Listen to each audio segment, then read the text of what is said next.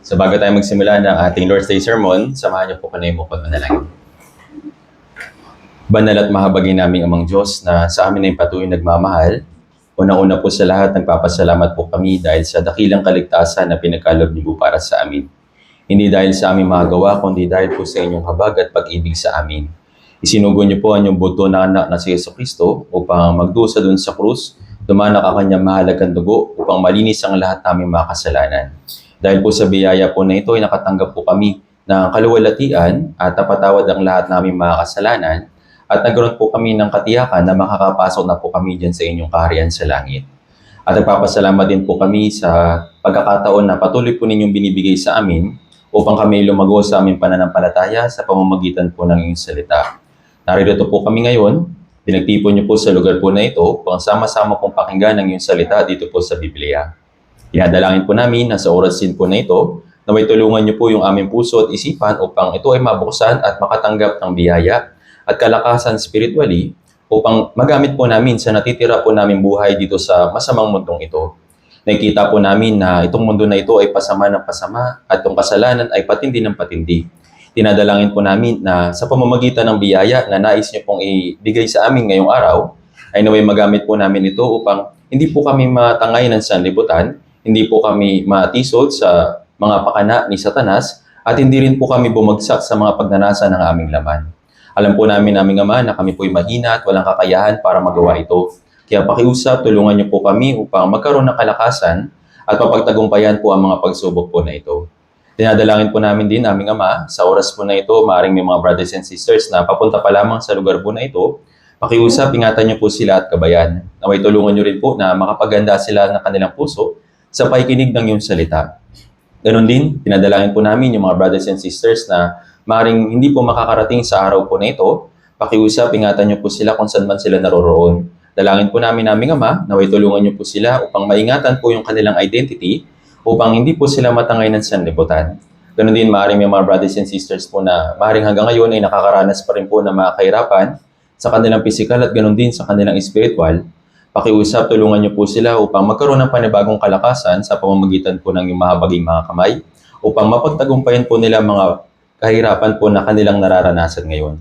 Naway tulungan niyo po sila, aming Ama, at sa iyo lamang po namin sila ay pinagkakatiwala.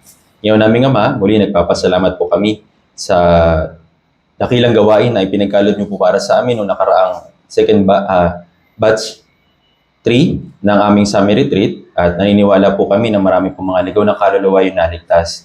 At nais niyo rin po sila na makapagpatuloy sa kanilang pamumuhay bilang inyong anak.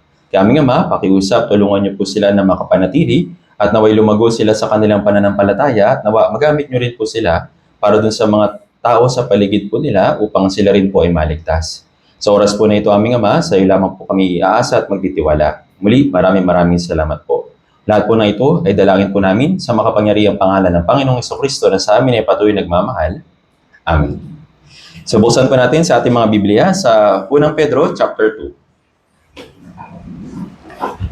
Sa bagong tipan po ito, sa 1 Pedro chapter 2, babasahin po natin mula verse 3 hanggang 5.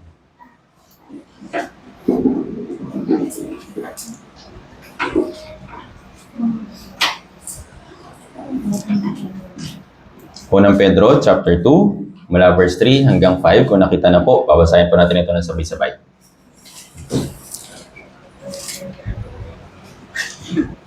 Okay. So, nakita na po. Kung nakita na, babasahin po natin ito ng dahan-dahan at sabay-sabay.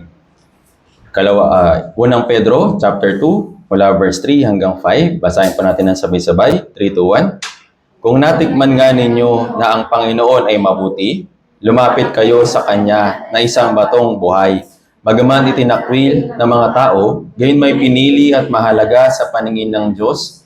At tulad ng mga batong buhay, hayaan ninyong kayo ay maitayo bilang espiritual na bahay tungo sa banal na pagkapari, upang mag-alay ng mga espiritual na handog na kasiya-siya sa Diyos sa pamamagitan ni Jesucristo. So, mula po sa mga talata po na ito, pag-aaralan po natin yung kalooban ng Diyos para sa atin bilang Kanyang mga anak. So, muli, magandang umaga po, brothers and sisters. Kamusta po kayo? So, alam ko po, maaaring nakapagpahinga na tayo sa gawain. Wala nung batch 1, batch 2, at batch 3. Pero syempre, hindi naman po natatapos doon yung evangelism para sa pagliligtas sa mga ligaw na kaluluwa. So, ang panibagong tungkulin natin ay tulungan yung mga bagong naligtas para sila rin ay lumago sa kanilang pananampalataya. Parang isang baby, di ba? Yung nanay, yes, responsibilidad niya na alagaan yung anak niya sa loob ng kanyang sinapupunan ng 9 months. Yun yung unang responsibilidad niya. Pero pagkatapos may deliver after 9 months, ano po, tatapos po ba yung responsibilidad ng nanay? Hindi. Meron siyang panibagong responsibilidad para alagaan, ibigay yung mga bagay na kinakailangan ng bata dun sa outside world. Naintindihan po. Ganon din po sa atin. Kung paanong inutos ng Diyos sa Mateo chapter 28, na bautismo ninyo ang lahat, gawin ninyo silang alagad sa pangalan ng Ama, ng Anak, at ng Espiritu Santo, at turuan silang sundin ang lahat ng inuutos ko sa inyo.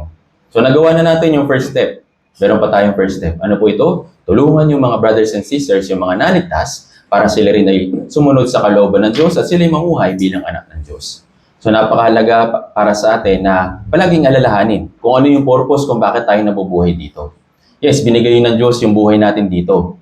Kinailangan natin na magtrabaho, mag-aral, at i-sustain yung buhay natin dito. Pero hindi lang po yun yung purpose kung bakit tayo hanggang ngayon ay nandito.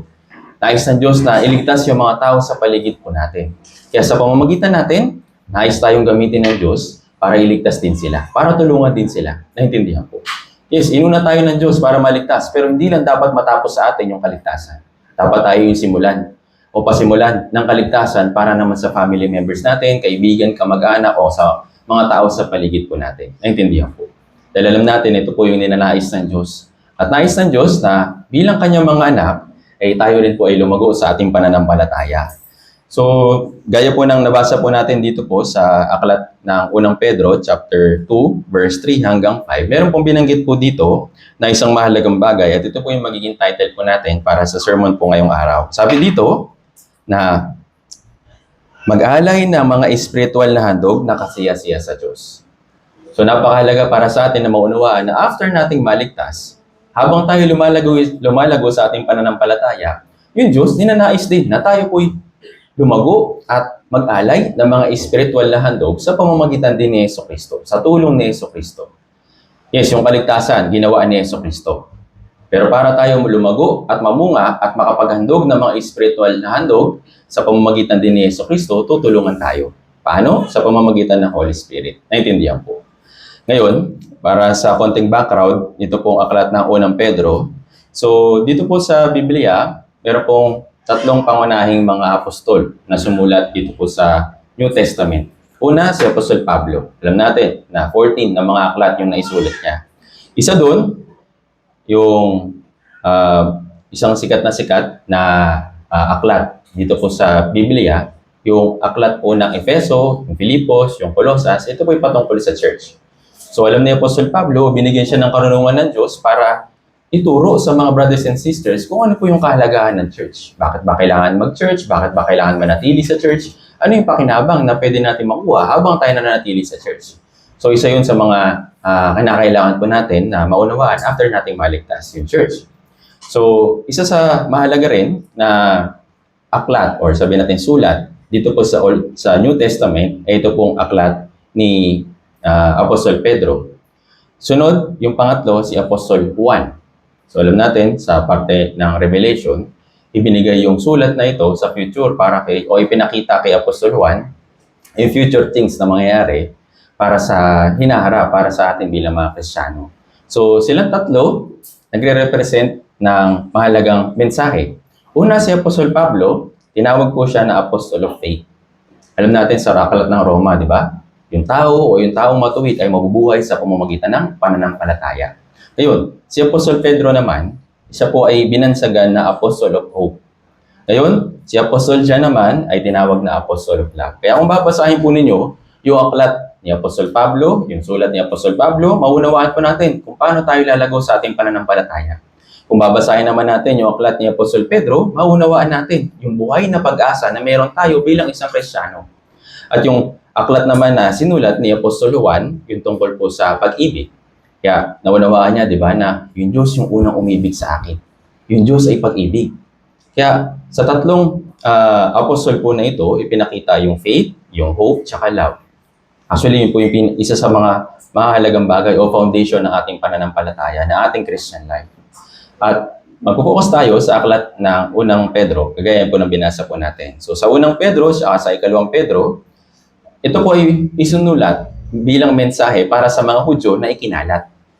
Kung babasahin po ninyo yung aklat ng unang Pedro, sa verse 1, sa chapter 1, verse 1, binanggit po dito na sa mga hinirang na nangingibang bayan na nasa pakangalan, sa Ponto, Galacia, Cappadocia, Asia at Bitanya. So sinusulatan ni Apostol Pedro yung mga brothers and sisters na Hudyo na nasa pakangalan. Ibig sabihin, nasa ibang lugar. Wala sila sa Jerusalem, wala sila sa Israel. So ikinalat sila nung panahon na sila ay sinakop ng Assyria at saka Babylonia. Kaya nang mababasa po natin dito po. So ngayon, kailangan natin maunawaan yung kaunting background kung bakit sila ikinalat. Ano ba yung naging dahilan? Bakit ba sila napunta sa ibang lugar? So alam natin yung brief na history ng mga Israelita. Dahil nga sila ay sumamba sa Diyos-Diyosan, dahil sila ay lumabag sa kalooban ng Diyos, naging matigas yung ulo nila, ano po yung naging parusa sa kanila? Pinadalan sila ng mga iba't ibang mga bansa. At dahil doon, nawasak sila.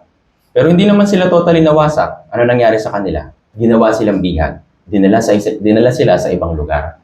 So yung pinagdalan sa kanila, yung Assyria, noong 722 BC. So winasak sila, kaya nahati. Merong North Israel, tsaka South Judah. So yung South Judah naman, winasak po ng mga Babylonia sa unang pagkakataon. At sa pangalawang pagkakataon, winasak ulit sila ng mga Babylons noong 586 BC.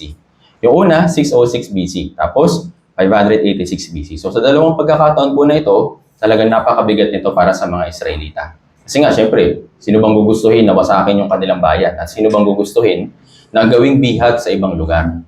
Pero yun nga, dahil sa katigasan ng ulo nila, dinisiplina sila ng Diyos sa pamamagitan ng mga bansa po na ito.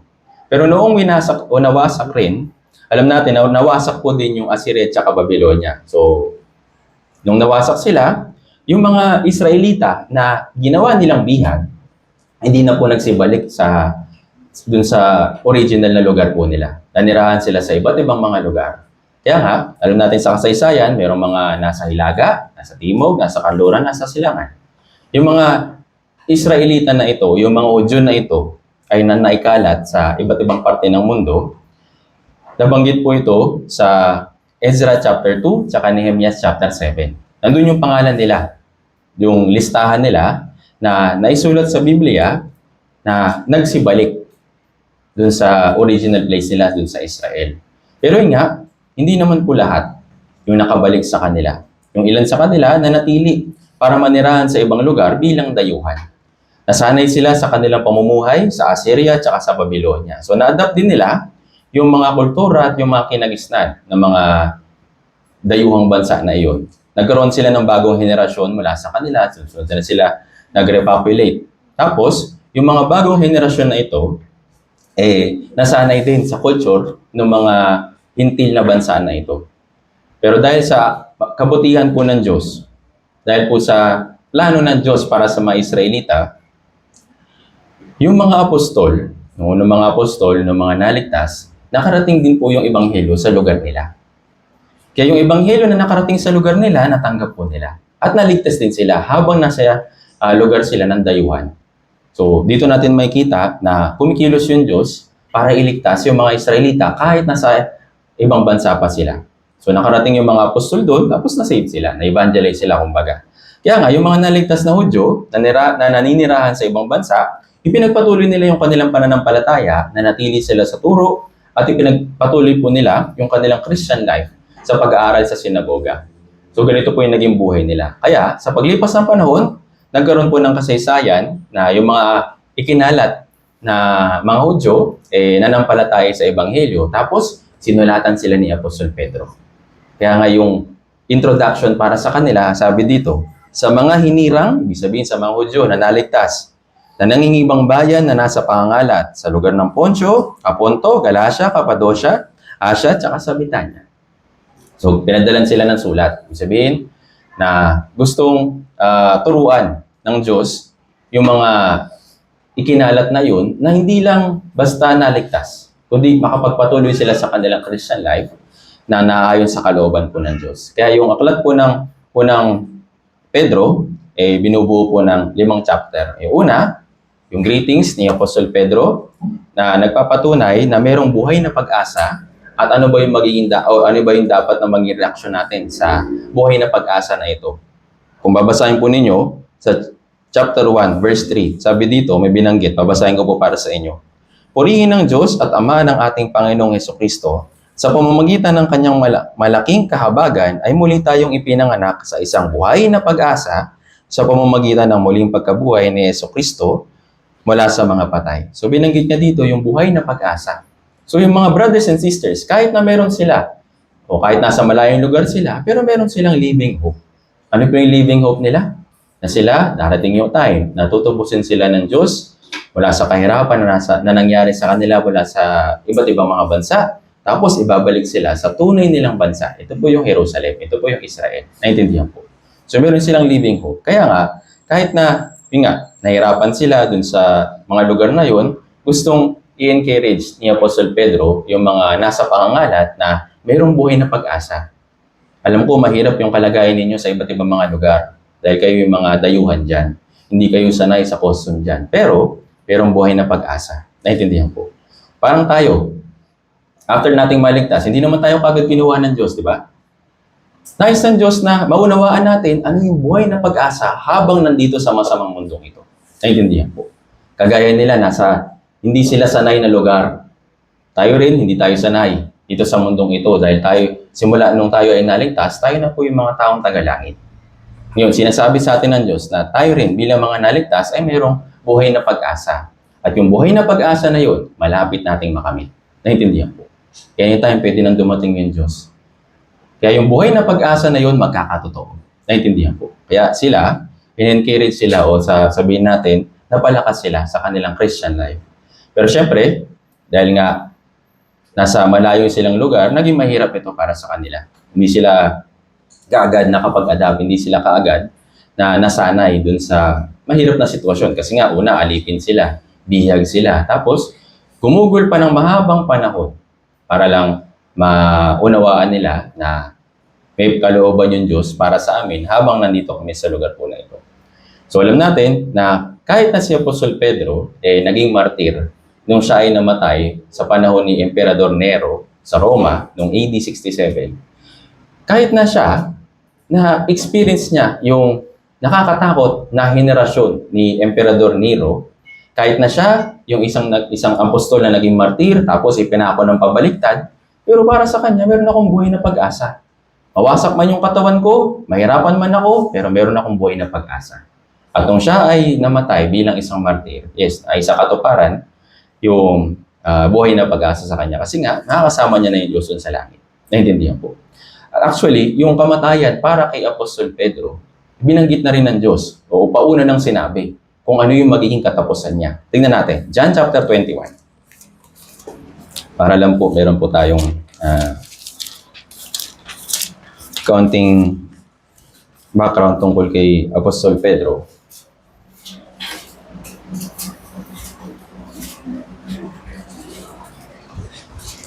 Juan chapter 21, babasahin natin mula verse 18 hanggang 19. Binanggit po dito ng Diyos na ano yung magiging katapusan ni Apostol Pedro. John chapter 21, verse 18 hanggang 19. Ayun, basahin po natin ng sabay-sabay. 3 to 1. Katotohanang sinasabi ko sa iyo, nang ikaw ay bata pa, binibigkisan mo ang iyong sarili at tumalakad ka kung saan mo ibig. Ngunit pagtanda mo, iuunat ang iyong at bibigkisan ka ng iba at dadalhin ka kung saan hindi mo ibig. Ito'y sinabi niya upang ipahiwatig kung sa anong kamatayan luluwalatiin niya ang Diyos. At pagkatapos nito ay sinabi niya sa kanya, sumunod ka sa akin. So, sabi dito, di ba, na iunat mo ang iyong kamay at bibigkasan ka ng iba at dadalhin ka kung saan hindi mo ibig. Dun sa mahirap na sitwasyon, dun sa kamatayan. So, ito yung magiging kaluwalhatian para sa kanya. Sabi dito na ito'y sinabi niya upang ipahiwatig kung sa anong kamatayan luluwalhatiin niya ang Diyos. So, maring sa paningin ng iba, kawawa si Apostol Pedro. Pinako siya ng pabaliktad, tapos inusig, ganyan. Pero sa mata ng Diyos, may kaluwalhatian sa kamatayan niya. Bakit? Nabuhay siya. para sa Diyos. Naintindihan po. Kaya naman sinasabi niya dun sa mga brothers and sisters, sa mga Hudyo na nasa ibang lugar, kung kayo ay mabubuhay din sa kalooban ng Diyos, kung susundin ninyo yung kanyang utos o yung kanyang mensahe, kahit na mahirap yung sitwasyon ninyo, pagkatapos niyan, merong kaluwalhatian. Naintindihan po. Kaya yun po yung pag-asa. So patuloy na ina-encourage ni Apostol Pedro yung mga nasa pangangalat na mayroong buhay na pag-asa. Huwag kayong ma-discourage, huwag kayong masira ng loob kasi may buhay na pag-asa. Parang katulad sa atin. Sila lang ba yung nahirap? Yung mga Hudyo lang ba yung nahihirapan nung nasa ibang lugar sila? Kahit nga tayo dito, sa sarili nating bansa, nahihirapan din. Tama po ba? Pero alam sa atin ng Diyos na ito'y panandalian lang at mayroong buhay na pag-asa na darating sa inyo. May isa sa katuparan ito. So, yun, bilang apostol, nais siyang ipahayag na kahit na sila'y dumadaan o dadaan pa sa kahirapan, mananatili ang buhay na pag-asa na meron sila sa pamamagitan ni Jesus. Naintindihan po. Ito po yung buhay na pag-asa. Hindi siya naapektuhan ng sitwasyon. Hindi siya nababalik, kumbaga. Kasi nga, ang nangako ng pag-asa na ito ay yung Panginoon. So dahil nga dadating yung time na sila'y panunumbalikin sa kanilang sariling bansa at yung mga kahirapan sa malayong lugar ay matatapos din. Kagaya na nalalaman natin sa kasaysayan ng Israel. Ngayon, yung mga, siguro mayroong mga iilan na lang na nasa ibang lugar pa ng mga Israelita. Pero sa kasaysayan na nakita natin, kahit nasa panahon po ngayon, yung Israel ba masasabi natin na kawawa pa rin? Actually, sila yung isa sa pinakamalakas na bansa sa panahon po natin ngayon. Kahit na mayroong may mga bansa na gustong pabagsakin sila, walang makatalo-talo. Naintindihan po. Kasi nga, yun na yung isa sa isinakatuparan na pag-asa ng Diyos na darating yung time, babalik ko kayo dun sa inyong bansa at kayo magiging makapangyarihang bansa. Naintindihan po. So ito po yung ebidensya para sa atin. Na kung mayroong mga kahirapan sa atin bilang mga Kristiyano, ito po yung panandalian lang. At sa pangako ng Diyos na binigay sa atin, magagawa natin itong lampasan. Naintindihan po. So ito po yung nilalaman ng unang Pedro, yung buhay na pag-asa. Naintindihan po. Kaya naman, sabi sa verse 4, basahin natin, unang Pedro chapter 1, verse 4 hanggang 5. Balikan po natin.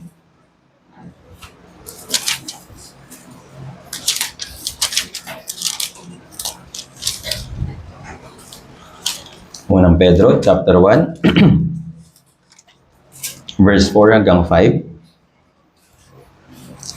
Basahin po natin yung kasunod. Verse 4 hanggang 5, basahin natin sabay-sabay. 3, 2, 1. Tungo sa isang manang hindi nasisira, walang dungis, at hindi umukupas na inilaan sa langit para sa inyo, na sa kapangyarihan ng Diyos ay iniingatan sa pamamagitan ng pananampalataya para sa kaligtasan na nakahandang ipahayag sa huling panahon. So, merong pagliligtas para sa kanila, ibabalik sila ng Diyos sa kanilang sariling lupain. Sa ngayon, nasa same na kalagayan yung mga Kristiyano nasa pangangalat, kagaya ng mga tao na manlalakbay. Alam niyo po, yung word na manlalakbay, ano pong ibig sabihin ng manlalakbay? Traveler.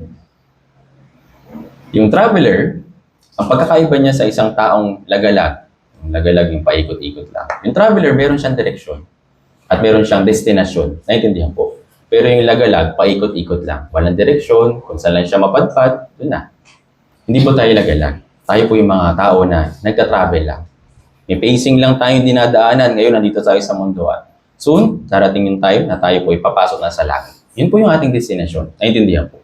Parang sa mga Israelita, nung sila ay nilabas sa Egypt, kumakatawan sa sanlibutan, doon sila ay nasa ilang. Yun po yung time na sila ay gumugugol ng mahirap na sitwasyon. Pero yun po ay pacing lang para sa kanila. Ano yung goal nila? Ano yung lugar para sa kanila? Yung Kanaan. Naintindihan po. So, kailangan nilang pagdaanan ito para matutunan nila na umasa sa Diyos at magtiwala sa Diyos. Same din sa atin. Bilang mga manlalakbay sa masamang mundo na ito, hindi po dito yung ating permanent na tahanan. Meron pong tahanan na ibinigay yung Diyos para sa atin. Yun yung hinihintay natin. Naintindihan po. Dinadaanan lang natin ito, ilalampasan natin ito. At darating yung time na mapupulfill yung pangako ng Diyos na, ingat, yung mana na inihanda niya sa langit ay mapapasa atin. Naintindihan po. Kaya tayo, nakagaya ng mga Israelita na ikinalat, ngunit ibabalik ng Diyos yung sa sariling lupain. Dadalhin tayo sa langit ng Diyos. At sinasabi din sa atin ng Biblia, gaya po ng binanggit po natin, binasa po natin kanina dito, lumapit kayo sa Kanya. So, bago tayo magpatuloy, gusto ko po i-emphasize yung salita na lumapit kayo sa Kanya. Bakit ba tayo lalapit sa Kanya? Sabi dito, verse 3, kung natikman nga ninyo na ang Panginoon ay mabuti. Kasunod, lumapit kayo sa Kanya. Ano po ibig sabihin ng natikman? Nalasahan. Iniban nyo lang yung term eh. Okay, na-experience. Tama po ba? Sabi dito, kung na-experience ninyo na yung Diyos ay mabuti, lumapit kayo sa Kanya. Ibig sabihin, kung na-experience ninyo yung kabutihan ng Diyos, ano po yung kabutihan ng Diyos? Para ba sa pagkain? Para sa pagpapagaling sa sakit? Para ba sa financial stable o stability? Yun ba yung kabutihan ng Diyos? Yes, kayang gawin ng Diyos yun. Pero ano po yung kabutihan niya? Sa pamamagitan ni Jesucristo. Yung kaligtasan. Naintindihan po. Yun yung pinakamabuting bagay na ibinigay o ibinibigay ng Diyos para sa lahat ng tao dito sa mundong ito. To follow na lang yung mga material na bagay o kung ano mang kailangan natin. Naintindihan po. Kung tayo ay nakatikim o naka-experience ng tunay na kaligtasan, continuously, tayo po ay dapat lumapit sa Diyos. Kung alam natin na natanggap natin yung mabuting bagay sa pamamagitan ng kaligtasan, kung lalapit tayo sa Diyos palagi, matatanggap din natin yung mabuting bagay palagi. Naintindihan po. Dahil nga yung Diyos ay mabuti. Yan po yung katangian niya. Naintindihan po. Dahil nga sa Kanya, nasa Kanya yung kabutihan, sinasabi sa atin ng Biblia na lumapit tayo sa Kanya. Yes, hindi po ibig sabihin lang na magbasa, mag-pray, o kaya dumalo sa church, o kaya umattend sa mga fellowship. Yan po yung mga paraan para tayo ay makalapit sa Kanya. Pero ano po yung ibig sabihin ng lumapit sa Kanya? Ito po yung pananatili. Naintindihan po. Dahil nga alam mo kung saan mo makukuha yung kailangan mo spiritually, lumapit ka sa Kanya. Naintindihan po. Pero nga, minsan, nabubulag tayo. Nabubulag tayo ng mga pakana ni Satanas. Alam natin na nasa Diyos yung mga bagay na mabuti para sa atin. Pero minsan nadadaya tayo. Pinapakita din ni Satanas na mayroong magagandang bagay. Oo, maganda yung mabuti. Pero mayroon din maganda, oh. Kaya minsan nabubulag tayo, nadadaya tayo. Nakakala natin yung maganda, mabuti. Pero hindi po ganoon. Naintindihan po. Kadalasan, yung mga magagandang bagay, temporary lang. Pero yung mabubuting bagay, ito po yung pangwalang hanggan. Naintindihan po. Kaya kailangan po natin ma-distinguish po ito. Kailangan natin maunawaan na yung nilalapitan ko ba ay kabutihan para sa akin o maganda lang para sa akin. Naintindihan po. Kaya kailangan po natin ma-distinguish ito sa tulong din ng Espiritu Santo. Kaya sinasabi sa atin, lumapit kayo sa Kanya dahil siya ay isang batong buhay. Ibig sabihin ng batong buhay, may buhay. Naintindihan po?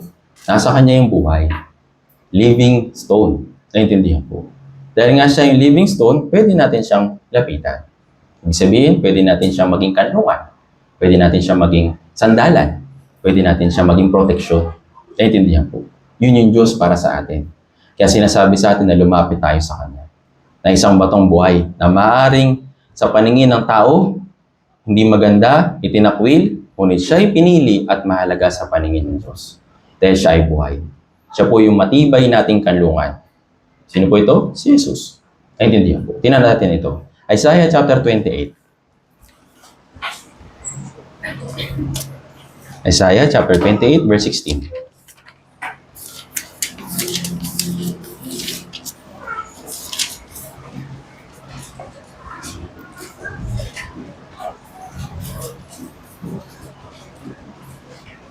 Isaiah chapter 28 verse 16. Basahin po natin ng sabay-sabay kung nakita na po.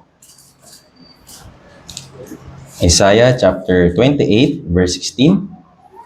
Basahin po natin sabay-sabay. 3, 2, 1. Kaya ganito ang sabi ng Panginoong Diyos. Aking nilalagay sa Zion bilang pundasyon ng isang bato, isang batong subok, Isang mahalagang batong panulo na isang tiyak na pundasyon. Siyang naniniwala ay hindi magmamahal. Sabi dito, aking inilalagay sa Zion bilang pundasyon ang isang bato. Sino po ito? Si Jesus Christ. Isang batong subok. Sabihin, mapagkakatiwalaan, reliable, naintindihan po. Kasi nga siya ay sinubok at napagtagumpayan niya yung pagsubok na ito. Sabi diyan, isang mahalagang panulo na siyang tiyak na pundasyon. Siyang naniniwala ay hindi magmamadali. So, yung nagmamadali, hindi ibig sabihin na hindi sila malilito dahil nga meron silang direksyon. So, alam natin na si Jesus, siya yung batong subok, isang mahalagang batong panulo, at siya yung ating foundation. Naintindihan po. Kaya nga, karapat-dapat lang nalapitan natin siya. Para maging matibay yung ating pananampalataya, hindi pwedeng hindi si Jesus yung pundasyon. Naintindihan po. Kasi kung hindi siya, kung merong ibang bagay na magiging pundasyon ng ating Christian life, sigurado po itong matitibag. Sigurado po itong bubuho. Pero kung yung si Jesus, yung magiging ating pundasyon, yung ating batong panulok, yung ating tiyak na o batong subok, sigurado makakatayo yung ating pananampalataya. Naintindihan po. Kaya naman, pinapalapit tayo sa Kanya. Sabi sa Efeso chapter 2, verse 20, na itinatayo sa saligang inilagay ng mga apostol at mga propeta na si Kristo, Jesus, ang batong panulok. Naintindihan po. Yung batong panulok, yes, ito po yung subok, matibay. Naintindihan po. At dahil nga siya isang matibay na bato, pinapalapit tayo sa Kanya. Hindi lang po occasionally, kundi palagi. Naintindihan po. Dahil nga, siya, yung matibay na bato na pwede nating maging kanlungan, yes, tayo po, yung response natin ay dapat na palagi. Dahil tayo yung mga batong buhay na nakalapat sa malaking bato. Balikan po natin dun sa ating main verse. Unang Pedro, chapter 2. Ano pong sabi dito? Tingnan natin.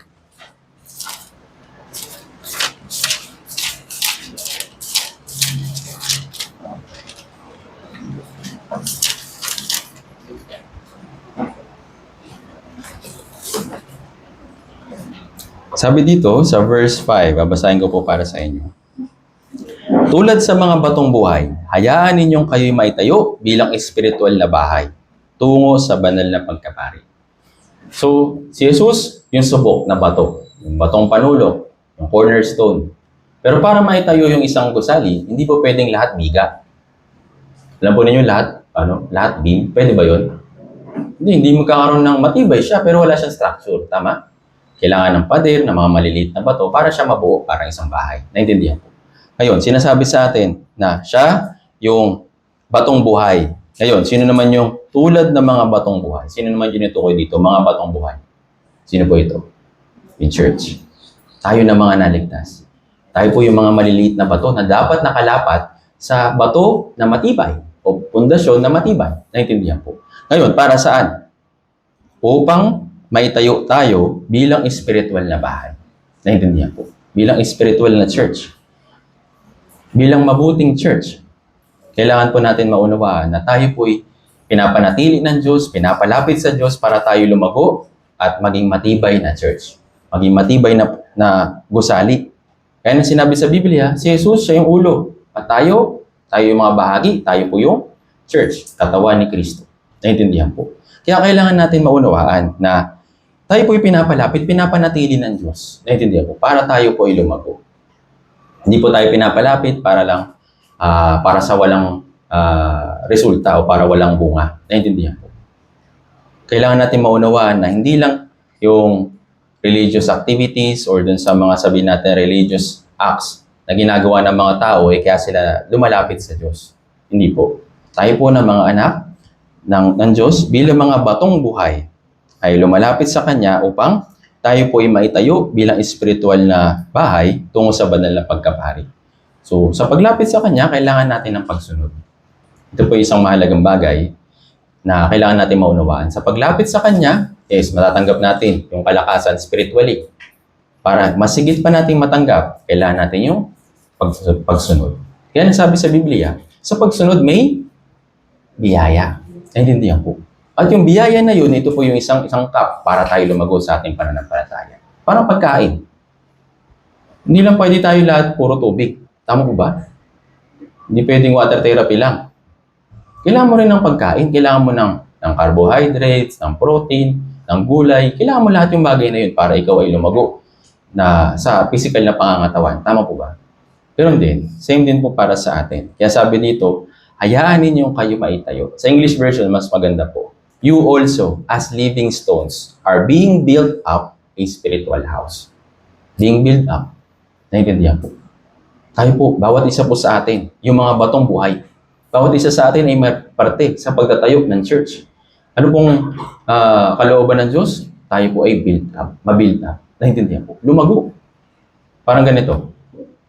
Sa mga magsasaka, ano pong ina-expect nila kapag sila ay naghasik ng tanim? Sa paghahasik, sila lang inisip nila. Doon ba natatapos lang yung gawain nila? Ano pong next? Pag-aani. Tama po ba? Wala pong magsasaka na naghasik lang. Tapos hindi ini-expect yung ani. Tama po ba? Hindi ini-expect yung bunga. Same din po sa atin. Same din po sa atin bilang isang Kristiyano. Tayo iniligtas ng Diyos. Spiritual na tayong anak. At tayo po ngayon ay nakakatanggap ng biyaya na sinunod pa ng biyaya. Ano ini-expect sa atin ng Diyos? Yung paglago. Naintindihan po. Hindi lang basta paglago, yung pagkakaroon ng bunga. Naintindihan. Kaya naman, kailangan natin maunawaan sa ating Christian life na yes, tinuturuan tayo dito sa church, pinapatnubayan tayo, pero hindi lang po doon natatapos. Kailangan po natin na yes, makapag-produce ng bunga. Ano pong bunga ito? Hindi lang bunga ng evangelism, kundi bunga ng ating sarili. Naintindihan po. Merong inner fruit na meron dapat na ma-develop sa atin. Nakalagay ito sa Galatia chapter 5, verse 22 hanggang 23. Yung bunga ng Espiritu. Naintindihan po. Sa pananatili natin sa church, sa pananatili natin kasama ng mga brothers and sisters, natuturuan tayo para magkaroon ng pag-ibig, magkaroon ng kagalakan, magkaroon ng kapayapaan, magkaroon ng pagpipigil sa sarili, kapag nasa outside world na tayo. Naintindihan po. Kaya naman, nais ng Diyos na yes, tayo po'y lumago. Pero, ina-expect din niya sa atin yung bunga. Kagaya ng isang magsasaka. Hindi lang ina-expect niya puro dahon. Ina-expect niya ay bunga. Naintindihan po. Kaya naman, nais ng Diyos na maitayo tayo upang makapag-alay ng espiritual na handog na kasiya-siya sa Diyos. Kaya nga sabi dito, di ba? Sa verse 5, bilang mga batong buhay, tayo po itinatayo bilang espiritual na bahay tungo sa banal na pagkapari upang mag-alay ng mga espiritual na handog. Naintindihan? To present yung espiritual na handog. Naintindihan po. Noon, bago tayo maligtas, maring sinasabi natin na ako naman ay nagsaserve sa Diyos. Ako naman ay naghahandog sa Diyos. Pero alam natin, dahil nga hindi pa tayo safe, hindi yun tinatanggap ng Diyos. Kasi kailangan muna nating masave. Naintindihan po. So dahil nga tayo ay nasave na, yung mga ginagawa natin, yes, ito'y tatanggapin ng Diyos. Kumbaga may value na sa Kanya. Naintindihan. Kaya, makakapaghandog tayo sa Diyos ng spiritual na handog kung tayo din ay lalago. Para mas maunawan natin, parang sa bata. Sa bata, siguro, nung mga bata pa tayo, meron tayong mga sacrifices or sabihin natin mga paghahandog sa mga magulang natin. Ano yung mga inahandog natin ng mga bata pa tayo? Minsan mga cookies, mga candies, di ba? Yung mga maliliit na bagay lang. Tama po ba? So, bilang anak, bilang magulang, so, hindi niya ina-expect sa atin yung malalaking handog. Kasi nga bata pa. Tama po ba? Pero habang lumalaki yung bata, yes, ina-expect din ng magulang kung anong gagawin mo naman ngayon na ikaw ay malaki na. Naintindihan po. So, sa bata, merong ilang bagay siyang minsan ginagawa para sa kanyang magulang. So, may mga maliliit siyang inihahandog. Pero habang lumalaki yung bata, tumatanda at nagmamature, mas marami, mas malaki na rin yung kanyang ibinibigay o sinasakripisyo. Naintindihan po. Lumalago din yung kanyang pagsasakripisyo para sa kanyang mga magulang. Nung noon, hindi lang, kung noon, mga maliliit na cookies lang o pagkain lang, maaaring yung iba, siguro dahil nga mature na sila, dahil nga meron na silang mas malaking pagsasakripisyo para sa kanilang pamilya, hindi na nila binibigay yung cookies, hindi na nila binibigay yung mga candy. Ano binibigay nila? Minsan, ito yung pambayad ng kuryente. Ito yung pambili ng ulam. Magagawa ba yun ng bata? Uy, ikaw, puro ka dede. Nasaan na yung pambayad ng upa? May expect ba ng magulang sa bata yun? Tama po ba? Hindi. Pero pag mature na, uy, anong ginagawa mo? Patulog-tulog ka lang dyan. Hindi ka magtrabaho. Kasi nga, nasa mature na o nasa hustong gulang na siya. Tama po ba? So, may in-expect din yung kanyang magulang na gagawin para sa kanyang magulang. Same din po para sa Diyos. Hindi tayo binibigyan ng Diyos para lang maging komportable sa mundong ito. Hindi na niya tayo binibigyan ng mga bagay na kailangan natin nang wala lang. Sa mga bagay na binibigyan niya sa atin, sa tulong na binibigyan niya sa atin, ina-expect niya sa atin yung spiritual na bunga, spiritual na handog. Naintindihan po. Kaya kailangan po natin maunawaan ito. Na hindi lang tayo basta ma-attend sa church, nagpe-pray, o kaya sabihin natin na nagsasama-sama sa fellowship, nang wala lang. Nais ng Diyos na makatanggap din sa atin ng handog o spiritual na handog. Ngayon, ano po yung pinakaunang bagay na dapat nating ihandog sa Diyos? Yung na spiritual na handog. Bilang magulang, ano pong gusto po ninyo matanggap mula sa mga anak po ninyo? Sabi ng iba, anak, kakasahod mo lang, di ba? Diba, na-promote ka, siguro meron ka ng dagdag sweldo. Nasa na? Sa makasanlibutang mga tao, yun yung ina-expect nila. Tama po ba? Pero sa Diyos, ano pong ina-expect niya sa atin? Ano pong spiritual na bunga? Spiritual na handog na unang dapat inihandog natin sa Diyos. Ano po ito? Tingnan natin. Kawikaan? Chapter 23. Verse 26.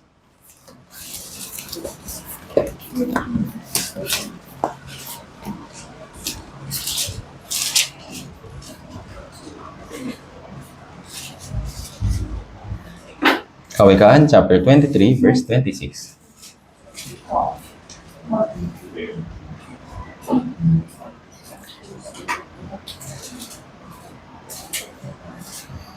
Kawikaan, chapter 23, verse 26. Basahin natin ng sabay-sabay. 3, 2, 1. Anak ko, ang puso mo sa akin na ibigay at magmasid ang iyong mga mata sa aking mga daan.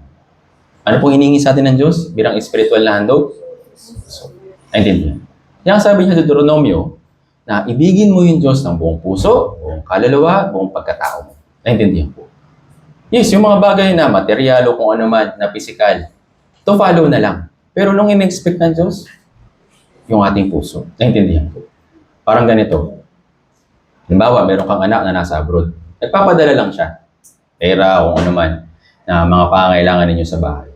Pero, ano ba yung mas mahalaga? Ikaw o yung binibigay niya? Binibigay ng anak.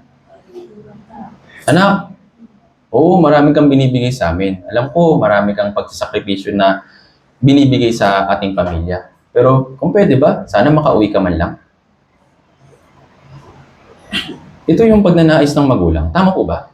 Yes, maganda yung handog, yung physical, yung pera, o kung ano man. Mabuti yun. Pero yung kapiling yung magulang, makapiling ng magulang yung kanyang anak, ito po yung pinakamasarap na bagay para sa kanya. Tama po ba? Same din sa Diyos. Yung mga bagay na material o kung ano man, to follow na lang. Ano po yung expect niya? Ang ating puso. Naintindihan po. Kaya naman, kailangan natin maunawaan na una, yes, sa paghahandog sa puso, ng ating puso sa harapan ng Diyos, hindi rin po dapat ito basta lang na ihandog. Sabi sa Biblia, yung paghahandog sa ating puso ay dapat walang dungis. Naintindihan po. Parang ganito, bibigyan ka ng magandang cake, maganda yung pagkakaayos. Kaso nga lang, sa loob, merong hindi magandang insekto na nakapasok. Tapos nakita mo, kahit na maganda pa yung cake, kahit na mahal pa yung pagkakabili dyan, kakainin mo ba? Hindi, mahal naman eh. Branded, ganun. Hindi. Kahit na napakaganda pa yan, pero merong dungis yan, hindi po natin tatanggapin. Same din po para sa Diyos. Naintindihan po. Ano po yung ina-expect niya sa atin? Yung malinis na puso. Naintindihan po. Kaya nga una, iniligtas niya muna tayo. Inalis niya muna lahat ng kasalanan natin. Tama po ba? Para magawa natin maihandog yung ating puso na malinis sa Diyos. Naintindihan po. Kaso nga lang, siyempre sa pang-araw-araw nating pamumuhay, nadudungisan yung puso natin. Naintindihan. Pero para maihandog yung puso natin na walang dungis, anong kailangan? Mag-repent. Naintindihan po. Bago natin i-present yung ating puso sa harapan ng Diyos na dalisay at banal, malinis at walang bahid ng anumang dumi, is kailangan muna natin ng mag-repent. Naintindihan po. Upang matanggap niya sa atin yung handog mula sa ating puso. Naintindihan po. Actually, bakit ba mahalaga yung paghahandog sa Diyos? Kailangan po natin maunawaan ito. Sa mga Israelita, nung sila ay nasa Egypt, sila ay alipin. Naglilingkod sila para sa mga Egyptian. Tama po ba? Pero ano po yung nais ng Diyos? Alisin sila doon, palisin sila, gawin silang malaya, at sila bilang bayan ng Diyos, makapaghandog sa Diyos ng handog. Naintindihan po. Tingnan natin ito. Exodo chapter 8, verse 27.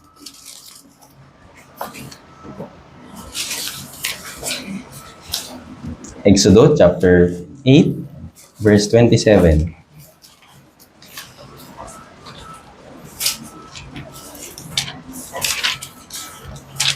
Palagi po dito yung dahilan kung bakit gusto umalis ng mga Israelita o ni Moises sa Egypt.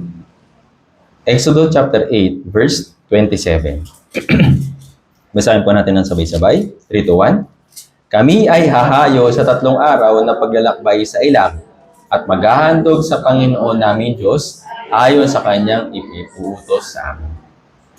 So ano pong purpose? Kung bakit sila ilalabas?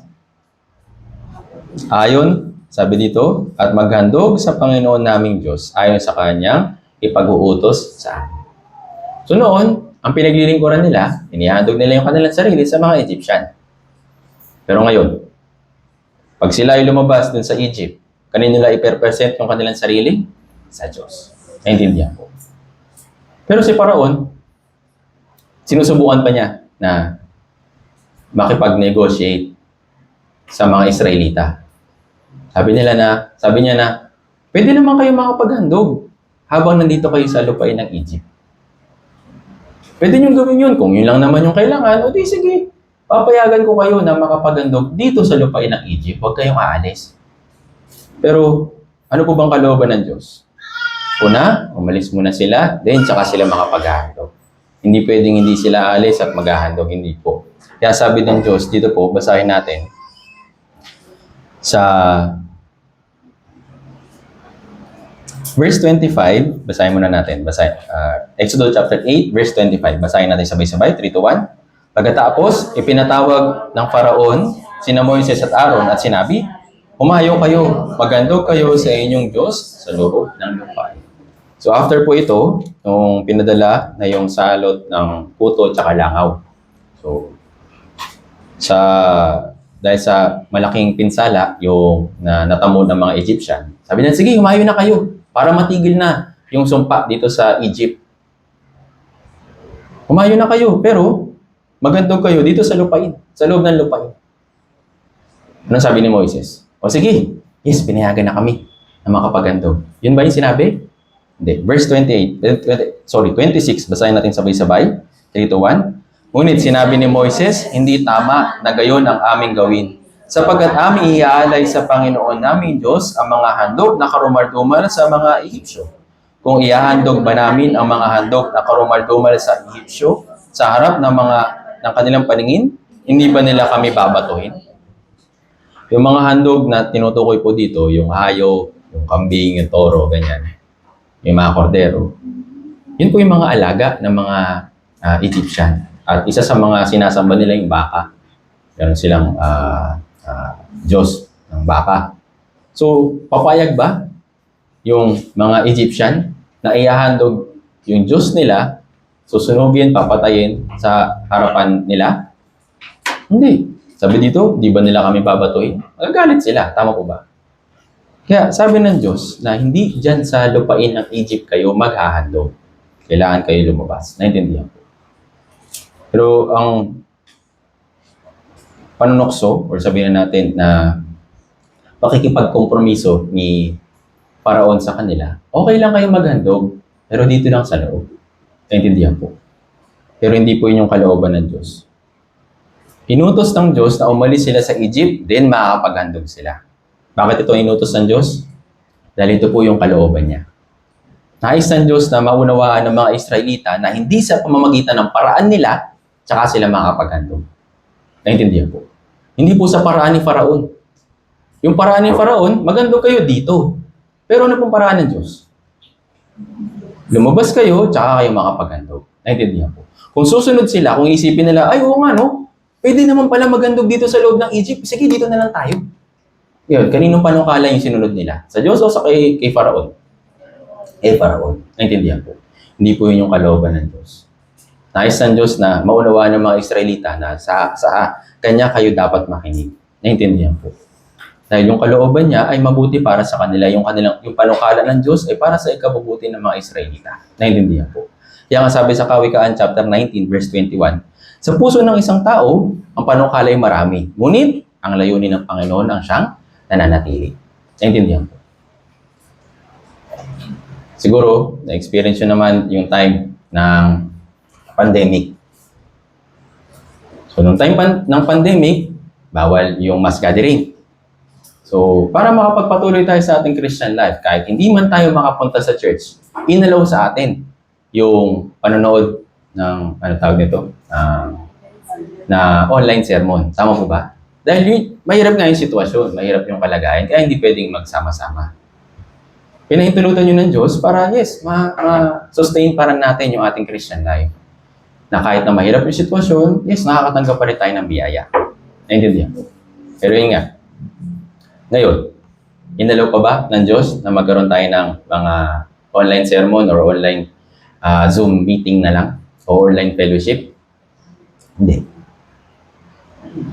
Bakit? Dahil malaya na tayo. Naintindihan po. Maring sa isip natin na, oo nga no, mas maganda nga naman kung nasa bahay lang. Nakapakinig pa rin naman. Makapag-fellowship pa rin naman sa pamamagitan ng Zoom.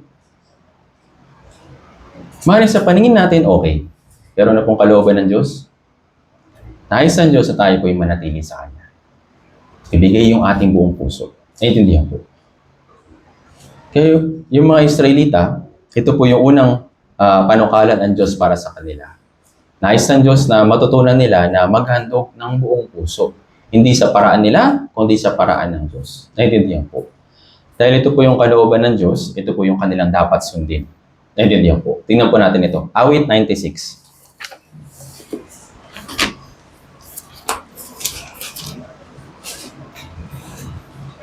Awit 96. Verse 8.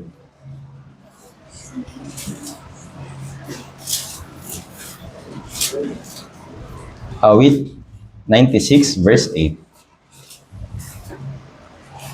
Basahin po natin ang sabay-sabay. 3, 2, 1. Ibigay ninyo sa Panginoon ang kaluwalhatiang nararapat sa kanyang pangalan. Magdala ng handog at pumasok kayo sa kanyang mga bulwagan. Sabi dito na ibigay ninyo sa Panginoon ang kaluwalhatiang nararapat sa kanyang pangalan. Naintindihan po.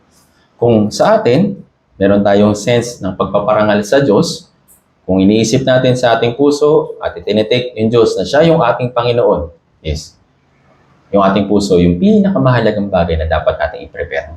Naintindihan?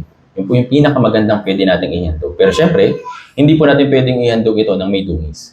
Kailangan palaging malinis sa harapan ng Diyos. Then, tsaka niya ito tatanggapin bilang spiritual na handog. Naintindihan po. Kaya nga sabi sa Biblia, na yung puso, sabi kanina sa Kawikaan, anak ko, ang puso mo sa akin ay ibigay. Sa ating puso magmumula yung sarili nating will. Hindi hinihingi ng Diyos yung ating puso ng hindi kusang loob. Naintindihan po. Yung ating puso, yes, dito po manggagaling yung ating free will. Kung ibibigay ba natin sa Diyos o hindi.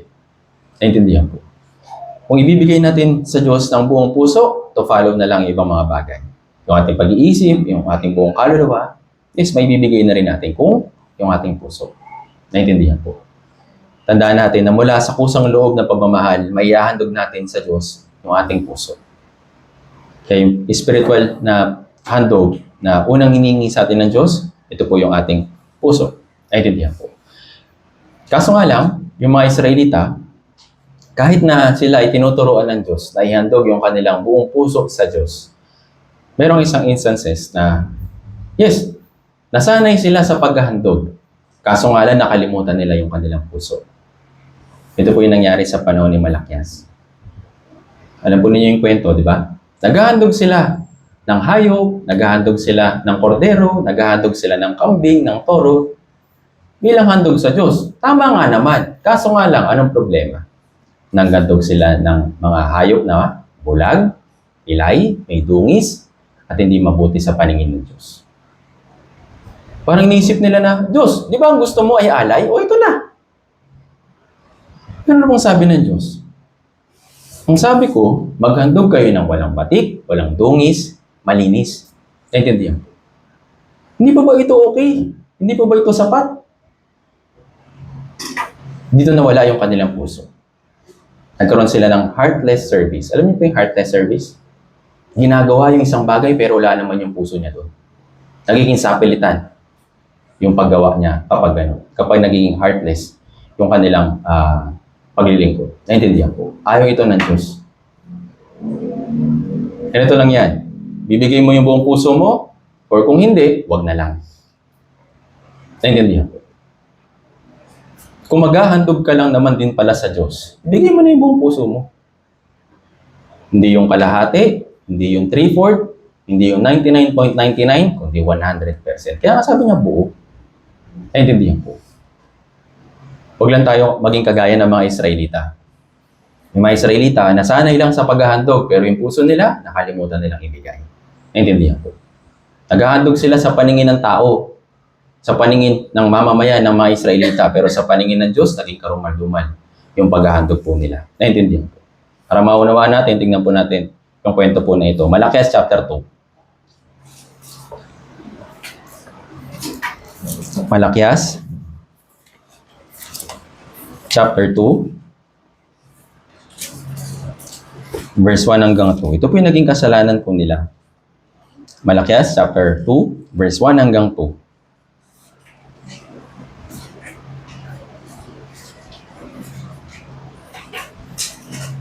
Basahin po natin. Malakias chapter 2, verse 1 hanggang 2. Basahin natin sabay-sabay. 3, 2, 1. Ayun, o kayo mga pari, ang utos na ito ay para sa inyo.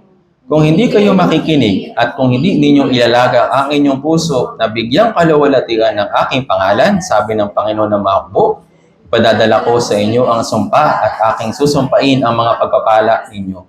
Sa katunayan, akin na silang isinumpa, sapagkat hindi ninyo inilaga ang inyong. Naging sumpa para sa kanila, para sa harapan ng Diyos, yung mga inihahandog nila. Kasi nga, may batik, bulag, ilay, ganyan. May dungis. Ano naging kasalanan nila?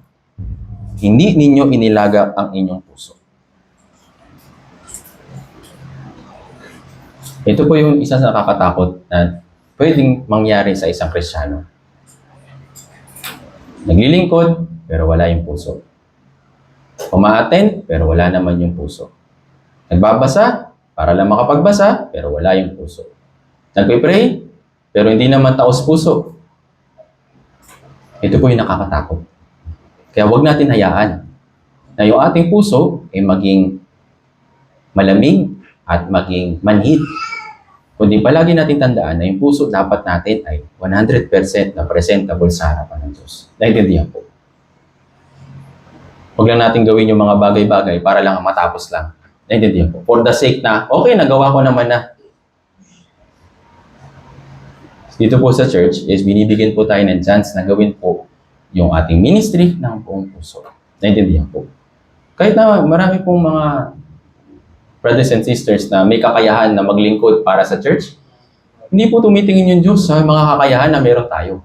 Saan po siya nakatingin? Doon sa mga brothers and sisters na mayroong buong pusong handang maglingkod. Naintindihan po. Kadalasan, minsan may mga lumalabas sa ating bibig sa paglilingkod sa Diyos. Pwede na yan. Yung salitang pwede na yan, kaninong standards yung inilalagay mo? Standard mo o standard ng Diyos? Sa paningin mo, hindi, okay naman na yan. Huwag po tayong maging kagaya ng mga Israelita na hindi nila inilagak muna yung kanilang puso. Naghahandog lang sila for the sake na paghahandog, pero wala yung puso nila doon. Naintindihan po. Kaya ano pong nangyari sa kanila? Pinarusahan po sila. Yung dapat na biyaya sana sa kanila ay naging sumpa. Naintindihan po. Tingnan natin kung ano ba yung nangyari sa kanila. Malakias chapter 1, verse 6 hanggang 9. Basahin natin. Dito po sa bandang gilid lang, basahin natin. Verse 6 hanggang 9, basahin natin sabay-sabay. 3, 2, 1. Iginagalang ng anak ang kanyang ama at ang mga utosan ng kanilang amo. Kung ako nga'y isang ama, nasa ng karangalang nararapat sa akin? At kung ako'y amo, nasa ng paggalang na nararapat sa akin? Sinasabi ng Panginoon na makakbo sa inyo o mga pari na umahamak sa aking pangalan. Inyong sinasabi, paano namin inamak ang iyong pangalan? Kayo'y naghahandog ng maruruming pagkain sa aking dambana. At inyong sinasabi, paano ka namin nilalapastangan? At inyong sinasabi, ang hapag ng Panginoon ay hamak. Kapag ito'y naghahandog, di ba masama iyon? At kapag kayo'y naghahandog ng pilay at may sakit, hindi ba masama iyon? Subukan mong ihandog iyon sa iyong gobernador. Masisiyahan kaya siya sa iyo o pagpapakitaan ka kaya niya ng kabutihan? Sabi ng Panginoon na makakbo. Ngayon, maaari bang inyong hingin ang kabutihan ng Diyos upang pagpalain niya tayo? May gayong kaloob sa inyong kamay. Magpapakita kaya siya ng paglingat sa alinman sa inyo? Sabi ng Panginoon na makakbo.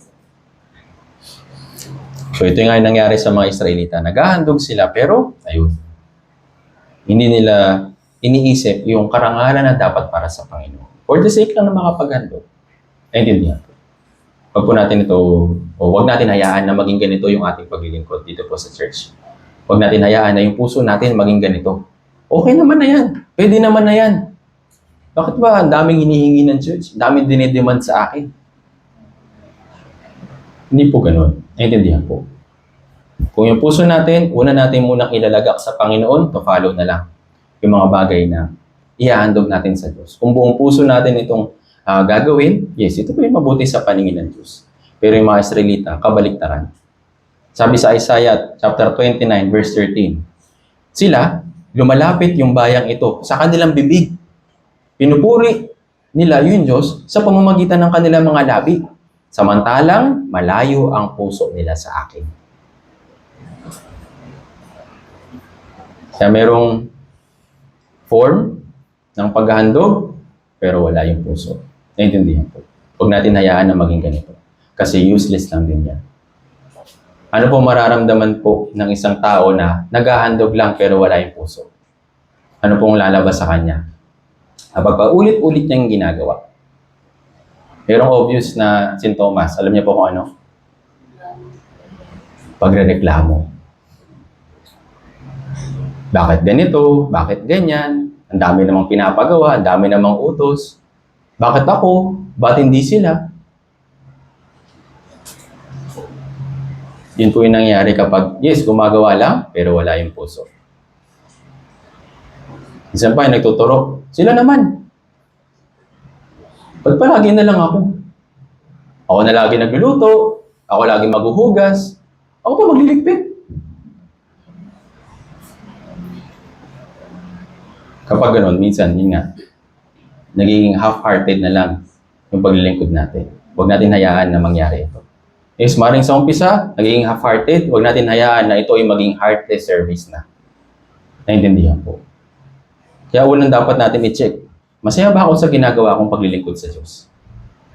Kung hindi, huwag na lang. Ito po isang bagay na natutunan ko.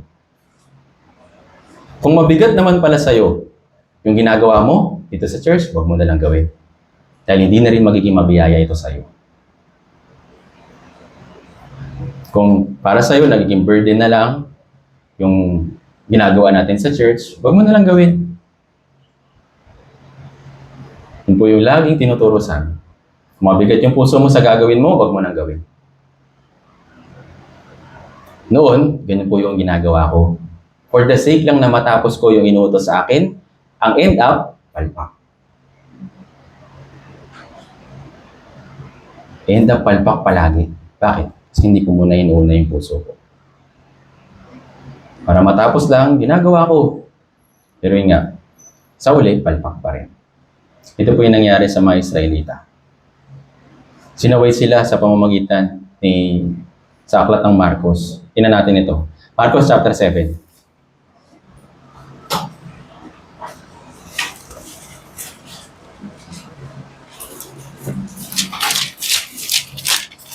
Marcos chapter 7 verse 6.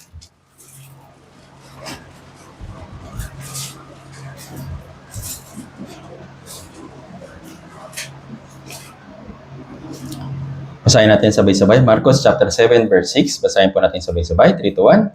At sinabi niya sa kanila, tama ang pahayag ni Esaias tungkol sa inyo ng mga mapagkunwari ayon sa nasusulat.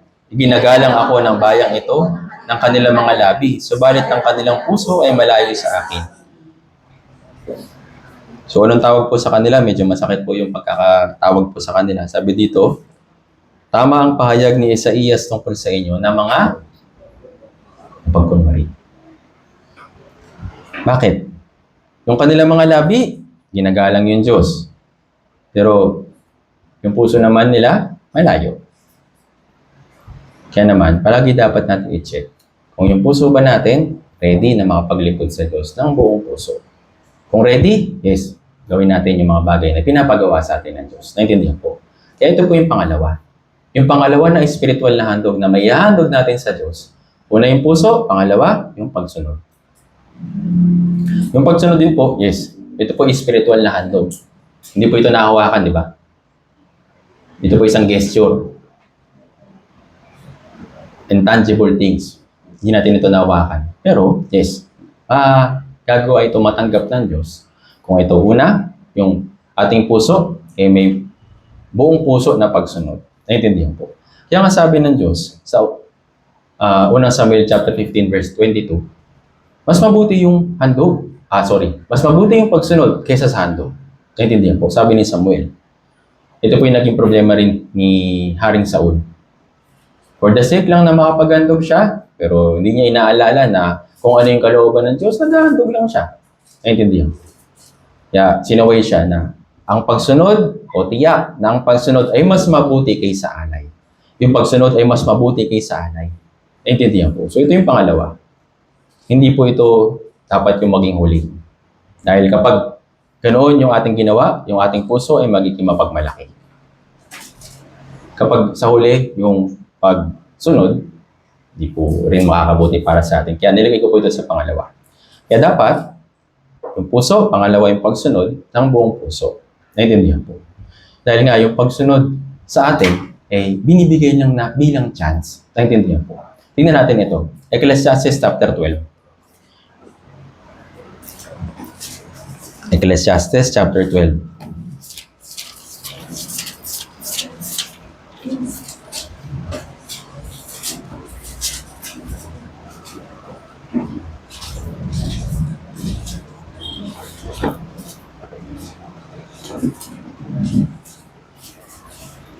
Ecclesiastes chapter 12, verse 13. Basahin natin ng sabay-sabay. 3, 2, 1. Ito ang wakas ng bagay. Lahat ay narinig. Matapot ka sa Diyos at sundin mo ang kanyang mga utos, sapagat ito ang buong katungkulan. Sabi dito, sa ibang translation, ang katungkulan ng lahat ng tao. Ano po ito? Yung pagsunod. Naintindihan po. Kaya sa pagsunod, una, syempre, dapat na meron tayong wholeheartedly na pagsunod. At sa pagsunod, dapat din na magkaroon tayo ng takot. Sabi dito, matakot kayo sa Diyos. Then, to follow na lang yung pagsunod sa kanyang utos. Dito magmumula yung pagsunod na bukal sa loob o pusang loob. Isang magandang halimbawa dito si Haring David. Si Haring David, ano po yung description tungkol sa kanya ng Diyos? Sabi sa Gawa, chapter 13, verse 22, natagpuan ko si David na anak ni Jesse na isang lalaking kinalulugdan ng aking puso na gagawa ng buong kalooban ko. So nakita niya na si David. Yes. Hindi lang siya basta magiting na mandirigma, hindi lang siya basta hari, kundi isa siyang tao na kinalulugdan ng kanyang puso na susunod ng buong kalooban ng Diyos. Naintindihan po. Kaya naman, sa Biblia, yung mga tao na ginamit ng Diyos Una, nagkaroon sila ng takot sa Diyos. Dahil sabihin na pagkakilala na mayroong mas mataas kaysa sa kanila. So, to follow na lang yung pagsunod. Naintindihan po. Isa po pong mahalagang bagay na ilan natin maunawaan na sa pamamagitan ng takot, dito magsisimula yung karunungan. Dito magsisimula yung pagkaunawa. Naintindihan po. Kung wala yung takot, hindi natin maunawaan. Hindi rin natin maunawaan yung pagsunod o yung paghahandog o kung ano man. Naintindihan po. Hindi po ito takot na mapapahamak tayo sa impyerno. Ganun hindi. Sabihin, mayroong mataas na paggalang. Naintindihan po. Kaya naman, napakahalaga para sa atin na sabi nga dito, ito yung buong katungkulan ng tao. Sa ibang translation, lahat ng tao. Naintindihan po. Kaya naman sa atin bilang mga Kristiyano, yung spiritual na paghahandog. Pangalawa, ito po yung pagsunod. Naintindihan po. Bigyan po na isang halimbawa. Ezra chapter 7. Ezra chapter 7, verse 10.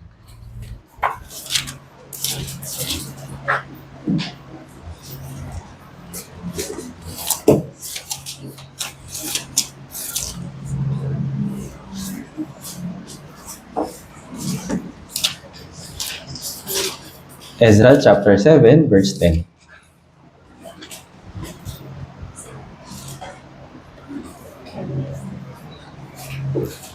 Basahin po natin. Ezra chapter 7, verse 10. Sa Old Testament po ito. Basahin natin sabay-sabay. 3, 2, 1. Inilagak ni Ezra ang kanyang puso upang saliksikin ng kautusan ng Panginoon, upang sundin ito at ituro sa Israel ang kanyang mga batas at mga tuntunin. Si Ezra po, isa po siyang dalubhasa rin sa kautusan.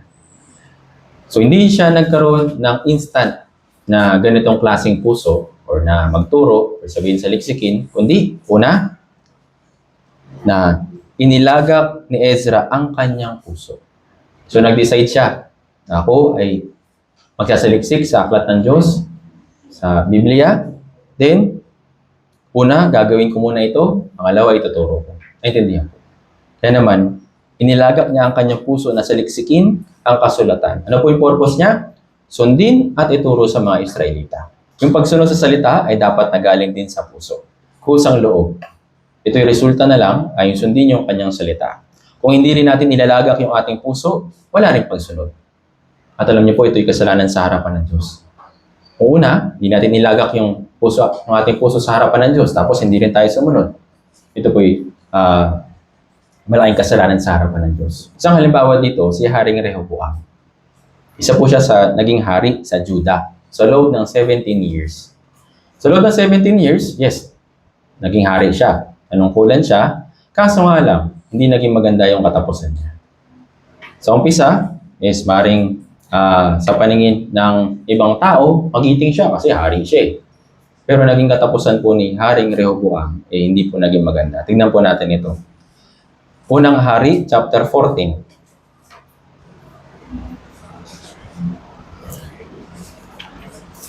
Unang Hari, chapter 14, verse 22 hanggang 24.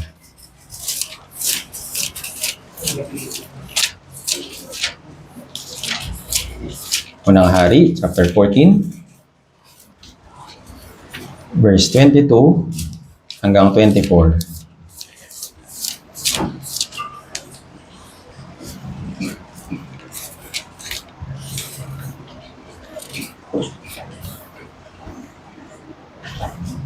Okay, nakita na po. Basahin po natin ng sabay-sabay mula verse 22 hanggang 24. Basahin natin sabay-sabay. 3, 2, 1. Gumawa ang Juda ng kasamaan sa paningin ng Panginoon at kanilang ibinunsod siya sa paninibubo sa pamamagitan ng mga kasalanan na kanilang ginawa, na higit kaysa lahat ang ginawa ng kanilang mga magulang, sapagkat sila'y nagtayo rin para sa kanilang sarili ng matataas na dako, aligi at mga asyera sa bawat matataas na burol, at sa ilalim ng bawat kuntiang punong kahoy.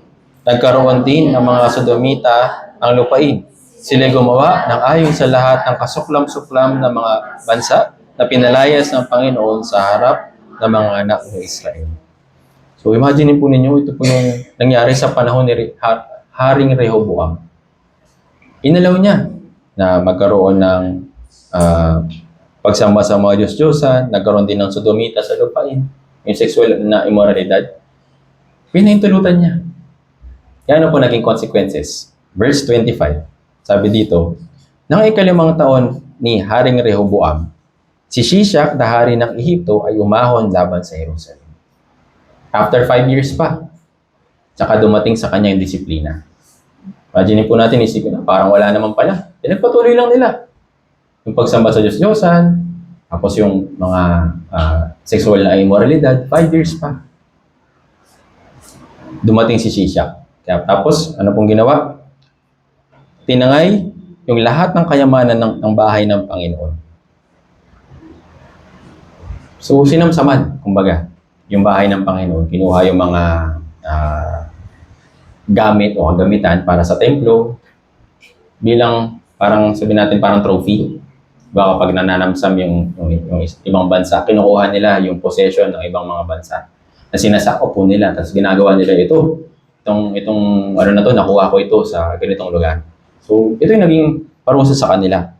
Itong si Haring Rehoboam, sa halip na magrepent, sa halip na ibalik yung kanyang puso sa Diyos, mas lalo po naging matigas. Basahin natin.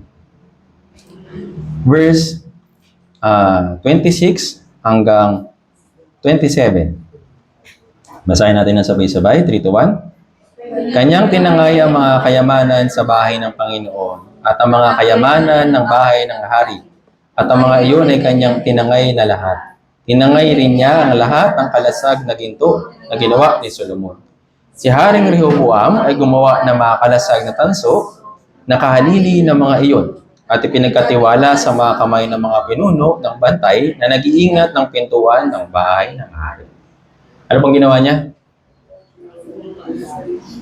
Gumawa siya ng sarili niya.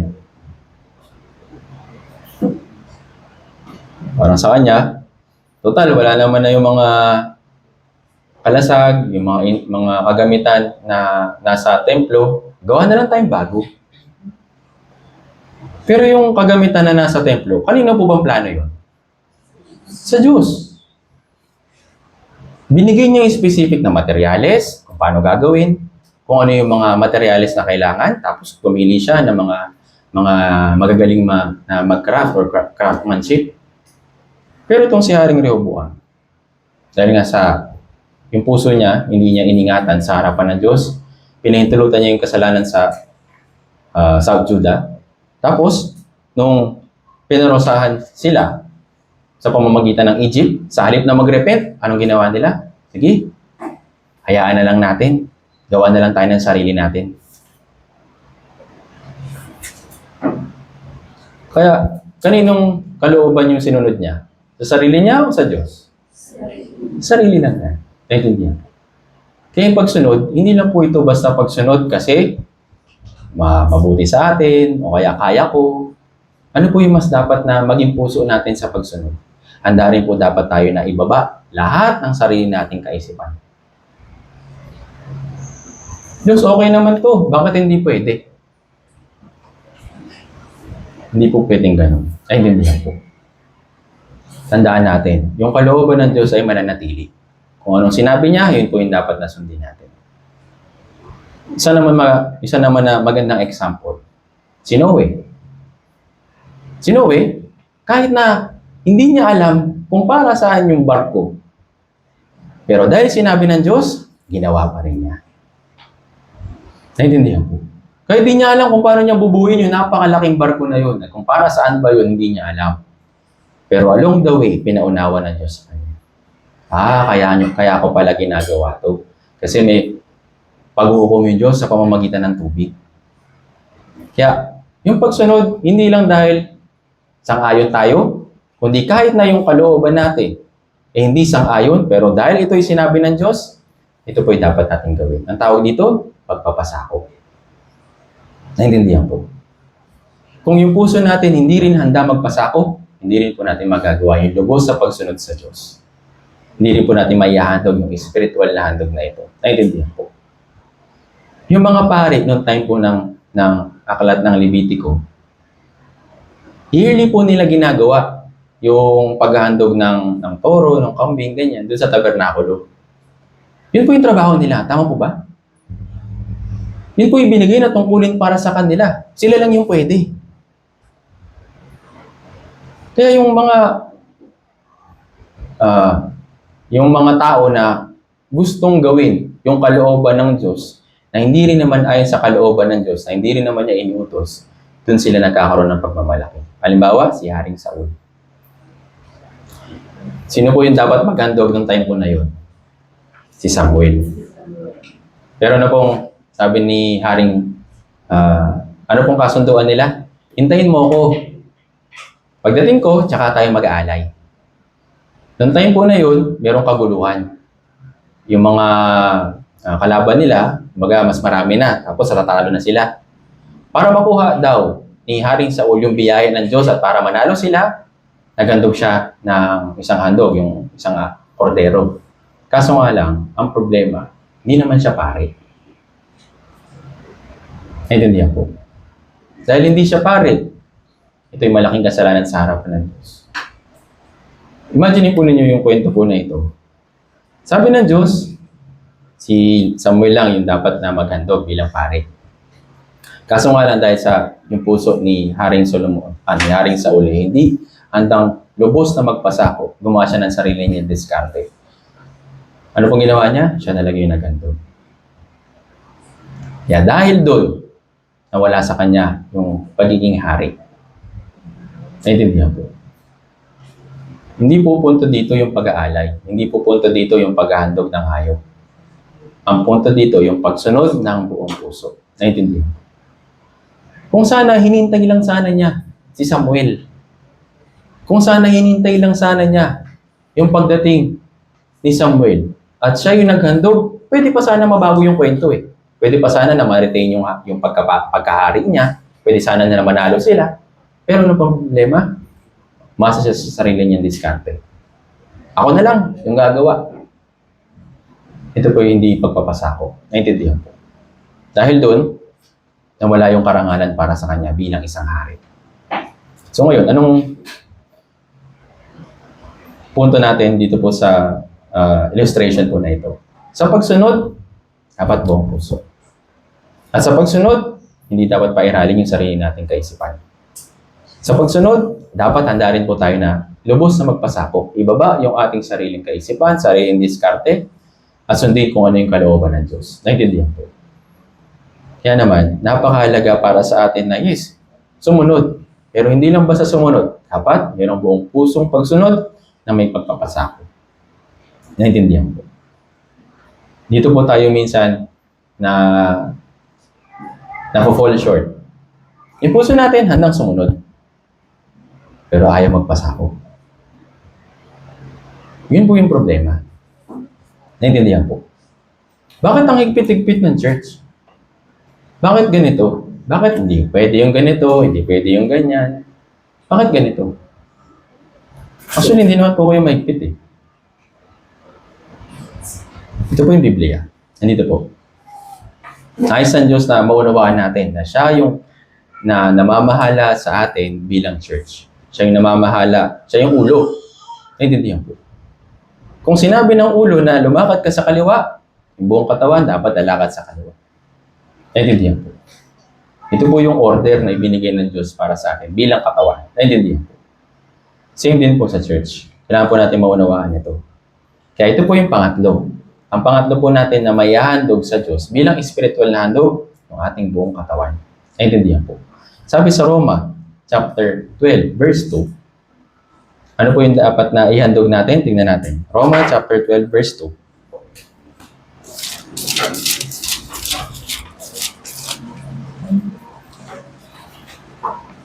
Basahin natin, Roma, chapter 12, verse 2. Basahin po natin ng sabay-sabay.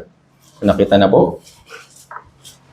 Verse 1. Roma, chapter 12, verse 1. Basahin natin ng sabay-sabay. 3, 2, 1. Kaya nga, mga kapatid, isinasamo ko sa inyo, alang-alang sa mga kahabagan ng Diyos, na inyong iaalay ang inyong mga katawan na isang handog na buhay, banal, masaya-siya sa Diyos.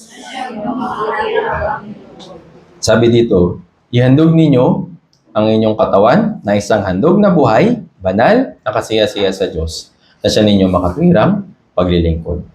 So sinasabi sa atin ng Biblia na, yes, yung ating katawan ay dapat din po natin ihandog. Yung body parts natin, yes, dapat po natin na gamitin para sa kalooban ng Diyos. Dahil kung gagamitin lang natin ito para sa kalooban ng ating sarili, hindi po natin maibibigay yung buhay, banal, nakasiya-siya sa Diyos na handog. Naintindihan po. Tingnan natin dito. Roma chapter 6, verse 19. Atras po tayo.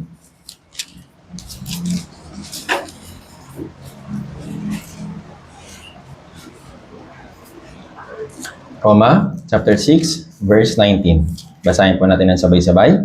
Roma chapter 6, verse 19. Basahin natin sabay-sabay. 3, 2, 1. Nagsasalita ako ngayon sa pamamaraan ng tao dahil sa kahinaan ng inyong laman. Sapagkat kung paanong inihandog ninyo ang inyong mga bahagi na inyong katawan bilang alipin ng karumihan tungo sa higit pang kasamaan, ngayon naman ay handog ninyo ang mga bahagi ng inyong katawan bilang alipin sa paggawa ng matuwid tungo sa kabanalan. So merong before. Yung before, yung katawan daw natin, yung ating laman, ginagamit natin bilang alipin ng karumihan tungo sa higit pang kasamaan. Ito yung dati nating pamumuhay. Ito yung bago tayo masave. Yung ating katawan, yung body parts natin, ginagamit lang natin sa mga kung ano-ano mga kasalanan. Pero ngayon na naligtas na tayo. Yung itong katawan na ito, sabi dito, ngayon naman ay handog ninyo ang mga bahagi ng inyong katawan bilang alipin sa, ano po nakalagay dito? Sa paggawa ng matuwid tungo sa kabanalan. Naintindihan po. Kaya nga binanggit na buhay, banal, at kasiya-siya sa Diyos. Hindi pwede natin tanggalin yung word na banal. Naintindihan po. Dahil yung Diyos ay banal, in-expect din niya sa atin yung banal na pamumuhay mula sa ating katawan. Naintindihan po. Kaya naman, ito po yung maihahandog natin na gesture sa harapan po ng Diyos. Na yung ating body parts, yes, ginagamit natin para sa kalooban po ng Diyos. Sinasabi ni Apostol Pedro na habang nandyan kayo sa pangangalat, habang nasa ibang bansa kayo, maghandog kayo ng spiritual na handog para sa Diyos. Ang inyong katawan ay gamitin ninyo para sa paggawa ng matuwid tungo sa kabanalan habang nandyan kayo sa ibang lugar na yan. Naintindihan po. Habang nasa ibang lugar sila, ano po yung dapat nilang gawin? Tingnan natin. Gamit yung kanilang katawan. 1 Pedro chapter 2. 1 Pedro chapter 2. Medyo bibilisan ko na po. 1 Pedro chapter 2 verse 11.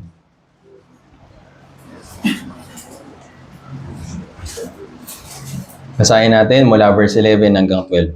1 Pedro chapter 2 verse 11 hanggang 12. Basahin natin sabay-sabay. 3, 2, 1. Mga minamahal, ipinapakiusap ko sa inyo bilang mga dayuhan at ipinatapon na kayo umiwas sa mga pagnanasa ng laman na nakikipaglaban sa kaluluwa. Maging marangal ang inyong pag-uugali sa gitna ng mga hintil upang magsalita sila laban sa inyo na parang kayo'y gumagawa ng kasamaan, ay makita nila ang inyong mabubuting gawa at uwalatiin nila ang Diyos sa araw ng pagdanaw.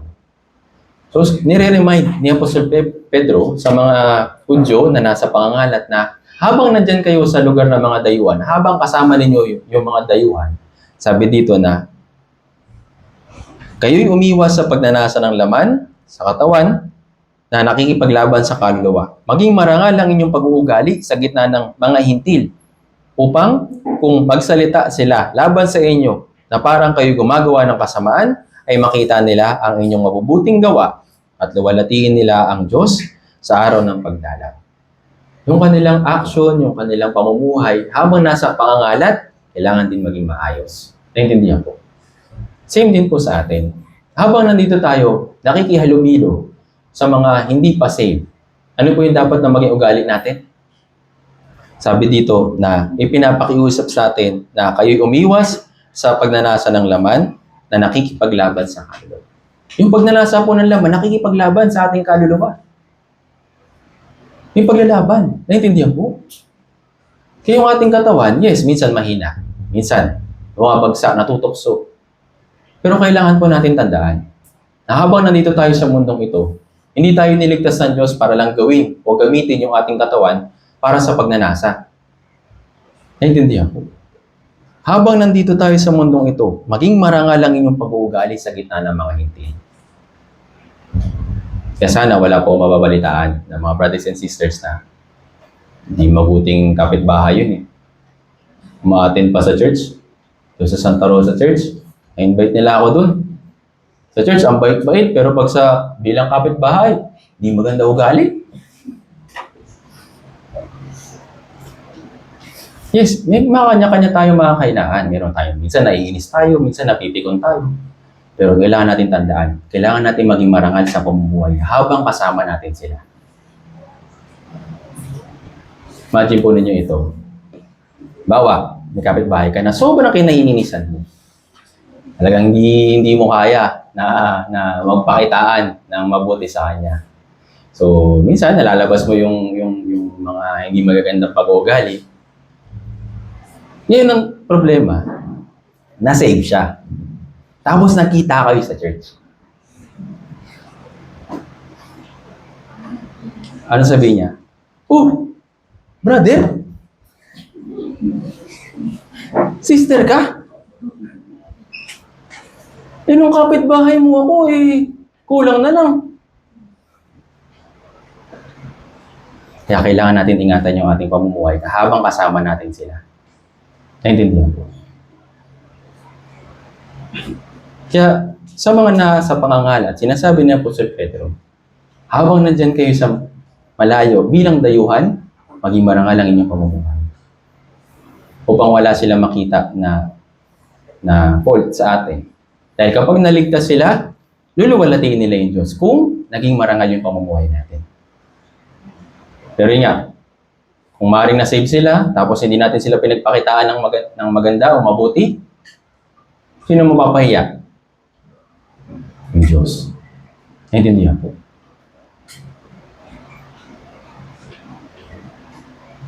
Parang sa school, di ba? Pag yung anak mo bully, tapos tatanungin, sino ba mama mo? Sino ba papa mo? Parang nakakahiya pumunta sa school kapag ganun no? Makikita nila na, ito pala yung nanay ng bully. Ito pala yung mga magulang nila. Hindi mo lang ina-educate yung bata. So, mapapahiya yung magulang. Tama po ba? Same din. Kaya sinasabi sa atin, maging marangal ang inyong pag-uugali sa gitna ng mga hintil. Tayo po, nasa gitna ng mga hintil. Yes, hindi po tayo Hudyo, hintil din po tayo. Pero sa harapan ng Diyos, tayo po ay anak ng Diyos. Naintindihan po. Kaya sinasabi sa atin, maging marangal yung ating pamumuhay. Kaya yung ating katawan, yung paggawa ng mabuti, yung good deeds, yes, ito po isang maganda rin na handog para sa Diyos. Spiritual na handog. Naintindihan po. Tingnan natin ito. Hebreo chapter 13. Trust po tayo, Hebreo chapter 13. Verse 16.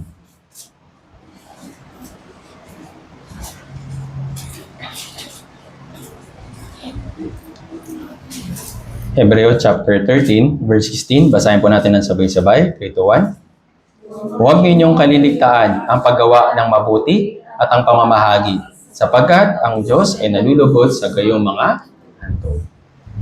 Kaya sabi dito, huwag niyong kaliligtaan, huwag kakalimutan. Huwag natin isasantabi sa ang paggawa ng mabuti at ang pamamahagi. Naintindihan po. So, pag-share, naintindihan po. Yung good deeds at yung good gesture, sabi dito, nalulugod sa mga gayong handog, yung Diyos. Naintindihan po. Kaya naman, napakahalaga para sa atin ng gesture natin habang nandito sa lupa. Yes, nandito po tayo para mabuhay. Nandito po tayo para gawin kung ano yung mga bagay na kailangan natin gawin. Pero, hindi lang po yun yung purpose natin. Kailangan natin ipakita yung katangian ng isang anak ng Diyos. At sa harapan nila, yes, pwede nating isabuhay yung paggawa ng mabuti at pamamahagi. Bakit? Kasi nga ito ay nakakalugod sa harapan ng Diyos, sabi dito, na sapagkat ang Diyos ay nalulugod sa gayong handog. Yung ating gesture, yung kaugalian, ay napakahalaga sa harapan ng Diyos. Naintindihan po. Kaya nga yung spiritual na handog, napakahalaga na kailangan po natin gawin.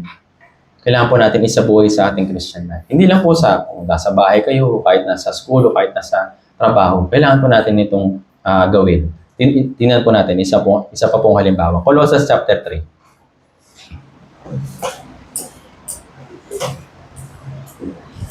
Colossus chapter 3.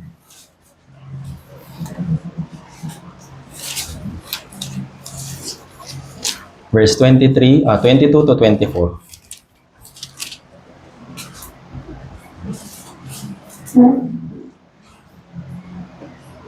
Basahin po natin Colossus chapter 3, verse 22 hanggang 24. Basahin natin sabay-sabay. 3 to 1.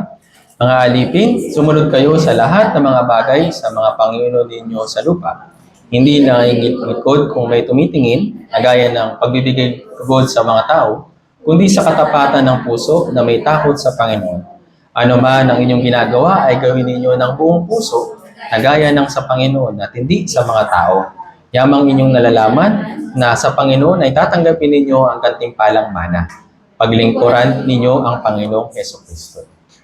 So sinasabi niya ito sa mga alipin. Hindi lang po ito, lahat sa atin. Bawat isa sa atin ay kailangan natin maglingkod ng buong puso sa Panginoon. Naintindihan po. Asa man tayo naroroon. Wala man nakakakita, o kahit na mayroon nakakita, gawin natin yung buo nating makakaya para sa paglilingkod sa Diyos. So yung ating puso, yung pagsunod at yung ating katawan, to follow na lang ibang mga bagay o kung namang handog natin para sa Diyos. Kaya yung tatlong pangunahing bagay na ito ay kailangan po natin palaging tandaan para sa paghahandog ng spiritual na handog sa Panginoon. Tingnan po natin ito. Ecclesiastes chapter 9.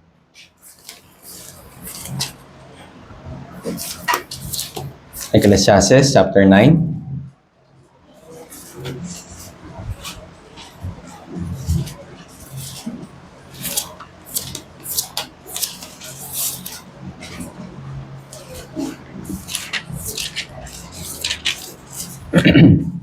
Ito po isa sa karunungan ni Haring Solomon. Ecclesiastes chapter 9 verse 10.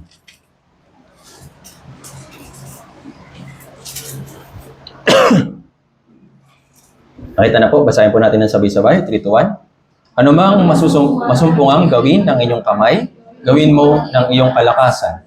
Sapagkat walang gawa, kaisipan, kaalaman, ni karunungan man sa show na iyong patutunguhan. Ano po ibig sabihin nito?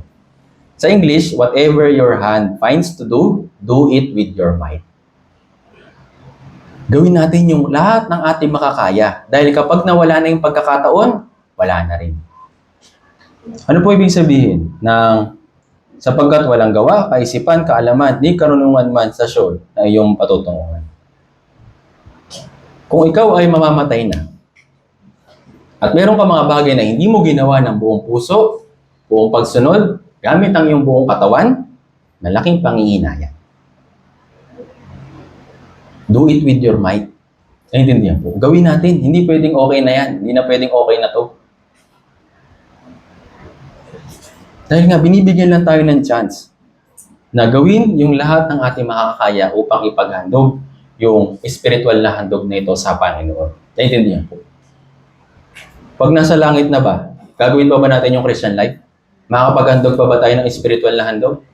Iaalay pa ba natin yung puso natin sa Diyos? Susunod pa ba tayo? Tapos gagamitin natin yung ating katawan kapag nandun na sa langit? Wala na po, tapos na yun. Dito lang tayo binibigyan ng pagkakataon na gawin yung mga bagay na yun. Ihandog yung spiritual na handog na yun. Naintindihan? Kaya habang may pagkakataon, kung meron tayong chance na paglingkuran yung Diyos at mag-alay ng spiritual na handog, gawin natin ang buong lakas. Naintindihan po. Dahil ito po yung katungkulan natin bilang isang banal na pari. Si Jesus, siya po yung pinakapunong pari. At tayo po bilang mga anak niya, yung spiritual na pari. Ano po yung tungkulin natin? Maghandog ng spiritual na handog sa Panginoon.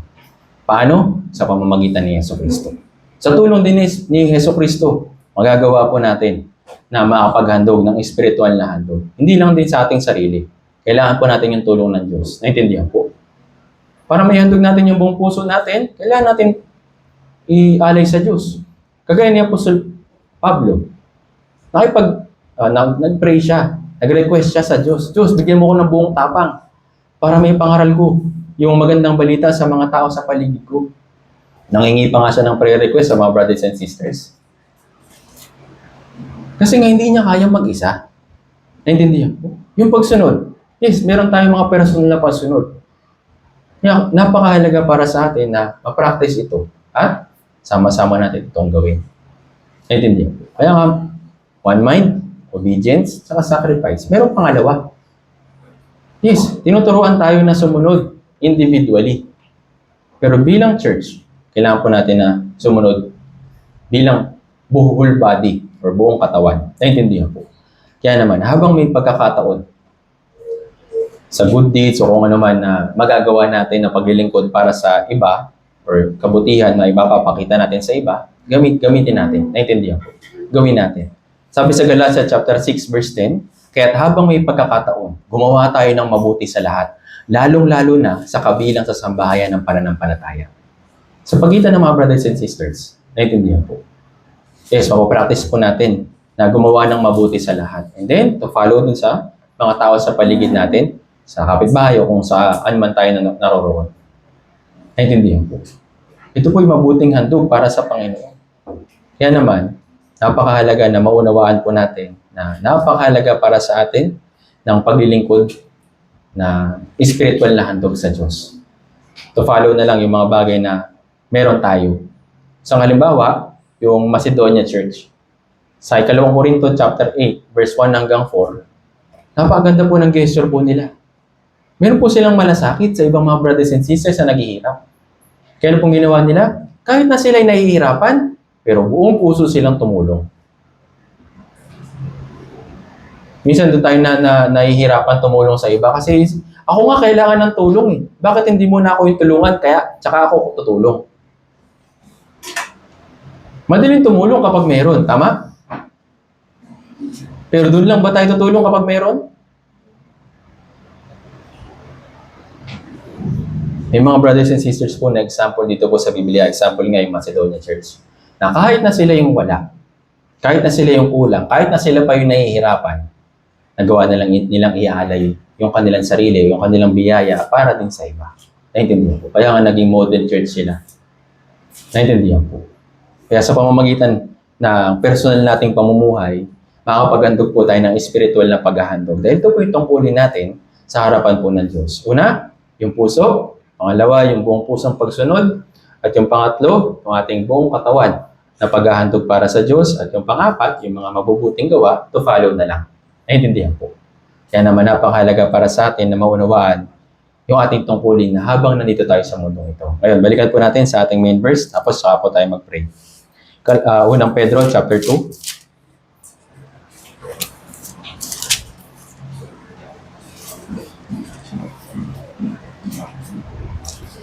Unang Pedro, chapter 2, verse 5. Basahin po natin ang sabay-sabay.